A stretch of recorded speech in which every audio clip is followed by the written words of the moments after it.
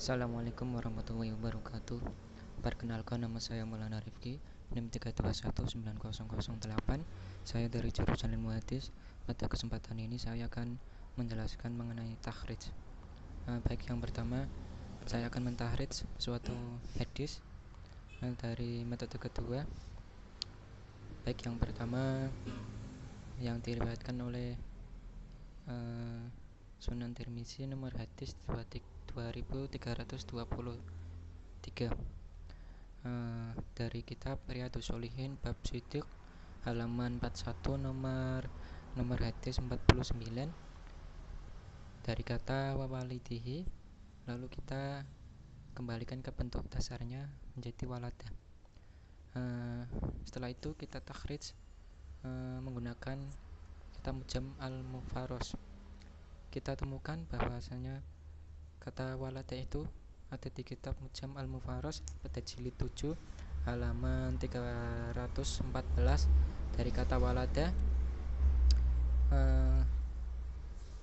di situ kita temukan ada yang meriwayatkan dari kitab Imam Tirmizi bab Zahid halaman 57. Terus kitab Imam Ahmad bin Hanbal nomor hadis 287 dan 450. Terus kita catat siapa yang menyatakan hadisnya sahih, siapa yang menyatakan dhaif. Baik, yang pertama ada Muhammad bin Abdul A'la dari kalangan tabi'in, kalangan biasa, kunyah Abu Abdullah, negeri semasa hidup ada di Basrah, wafat pada 245 Hijriah.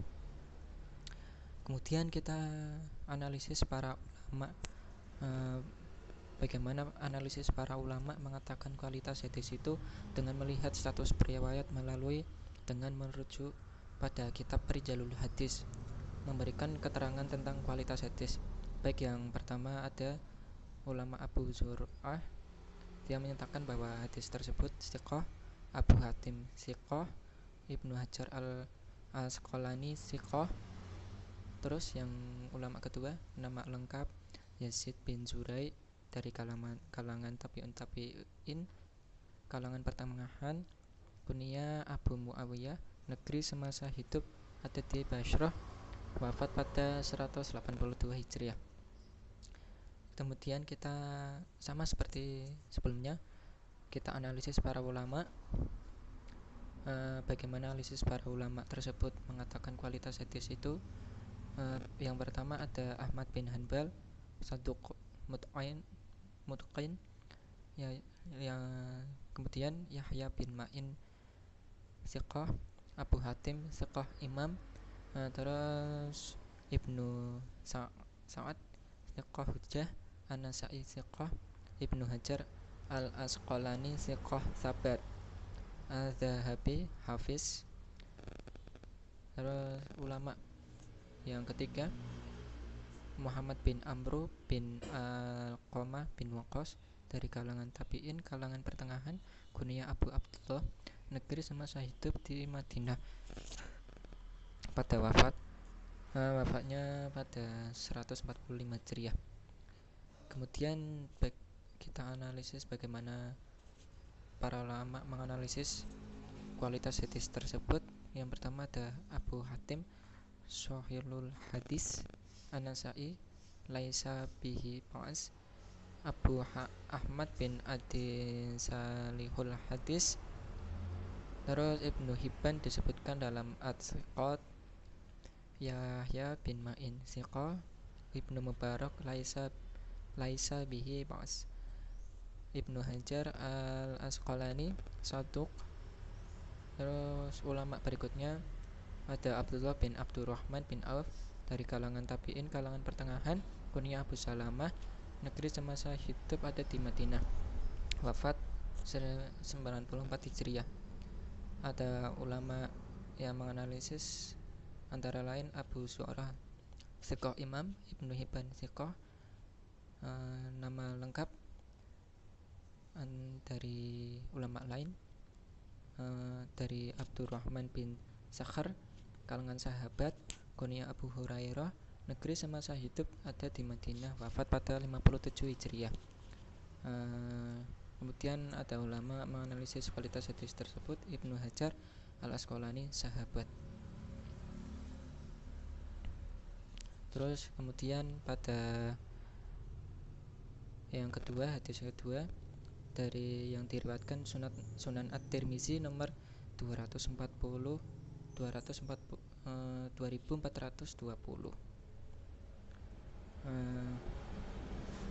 Dari kitab Riyadhus Shalihin pada bab sabar Sobaro halaman 47 hadis nomor 62 kita takhrij dari kata u'allimuka. U'allimuka pada kata dasarnya yaitu alima. Terus lalu kita takhrij menggunakan Mu'jam al-Mufarras. Kita temukan pada jilid keempat halaman 3 dan 24 dari kata alima. Terus yang meriwayatkan dari kitab Imam Bukhari pada bab wakalah halaman 10, kitab Tirmizi bab qiyamah halaman 59. Dari kata hafidah kita temukan pada jilid 1 halaman 481. Ya, terus yang meriwayatkan kitab Tirmizi bab qiyamah halaman 59, kitab Ahmad bin Hanbal nomor hadis 1 292, 202, 207. Lalu kemudian ada ulama dari Hims, negeri Hims, nama lengkapnya Ahmad bin Muhammad bin Musa, kalangan tabi'ul atba, kalangan tua, kunyah Abu al-Abbas, wafat 238 Hijriah. Ulama yang menganalisis kualitas tersebut adalah An-Nasai la ba'sabih, Ibnu Hajar Al-Asqalani thiqah hafiz. Nama lengkap Abdullah bin Al-Mubarak bin Wadih, dari kalangan tabi'in, kalangan pertengahan, kunyah Abu Abdurrahman, negeri semasa hidup Himas, wafat pada 181 Hijriah. Ulama menganalisis ada dari Ahmad bin Hanbal hafiz, Ibnu Madini thiqah, Yahya bin Ma'id thiqah sobat, Abu Hatim thiqah imam, Ibnu Sa'ad thiqah makmum. Terus ada ulama lain, Laits bin Sa'ad bin Abdurrahman, dari kalangan tabi'in, kalangan utama, kalangan tua, kunyah Abu Al-Harits, negeri semasa hidup ada di negeri Maru, wafat pada 175 Hijriah.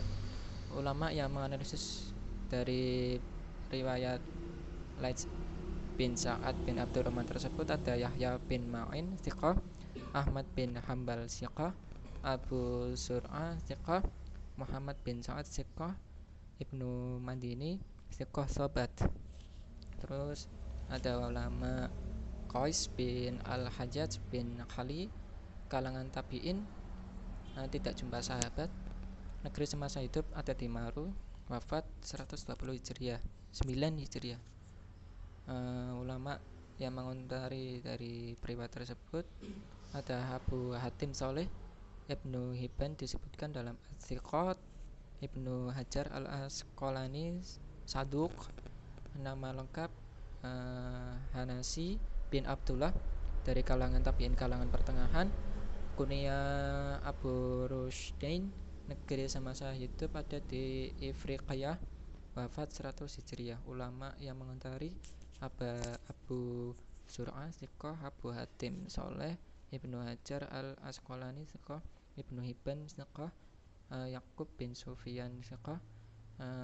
Terus ada ulama juga Abdullah bin Abbas bin Abdul Muthalib bin Hashim, dari kalangan sahabat, kunyah Abu Al-Abbas, negeri semasa hidup Marur Rawat, wafat pada 68 Hijriah.